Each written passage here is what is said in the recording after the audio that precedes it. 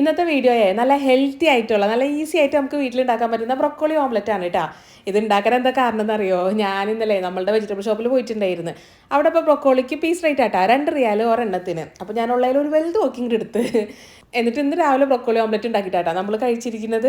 ആദ്യം തന്നെ നമ്മൾ ഈ ബ്രൊക്കോളിനെ ചെറിയ ചെറിയ പീസുകളാക്കി അങ്ങോട്ട് മുറിച്ചിട്ട് ഉപ്പുവെള്ളത്തിൽ ഒരു 10-15 മിനിറ്റ് ഇട്ട് വെച്ചേ. എന്നിട്ട് നന്നായിട്ട് കഴുകിയിട്ടേ ഇതിൻ്റെ തണ്ട് ഒഴിവാക്കിയിട്ടേ ബാക്കിയുള്ള ഭാഗമായിട്ട് അരിഞ്ഞെടുത്തിരിക്കുന്നത്. അതൊരു കപ്പാട്ടാണ് നമുക്ക് വേണ്ടത്. പിന്നെ ഇതിൻ്റെ അകത്തേക്ക് ഒരു ചെറിയ സവാള ചെറുതാക്കി അരിഞ്ഞത്, പിന്നെ ഗ്രേറ്റ് ചെയ്തെടുത്ത് നമ്മളുടെ ക്യാരറ്റും കൂടെ ചേർത്ത് കൊടുത്തിട്ടുണ്ട് കേട്ടോ. പിന്നെ ഞാനൊരു 2 ടേബിൾ സ്പൂണോളം ഓട്സും ആവശ്യത്തിനുള്ള ഉപ്പും 1/2 ടീസ്പൂണോളം കുരുമുളകിൻ്റെ പൊടിയും അതേപോലെ 1/2 ടീസ്പൂൺ ചില്ലി ഫ്ലേക്സും കൂടെ ചേർത്തിട്ട് അതെല്ലാം കൂടെ നന്നായിട്ട് മിക്സ് ചെയ്ത് കൊടുത്ത്.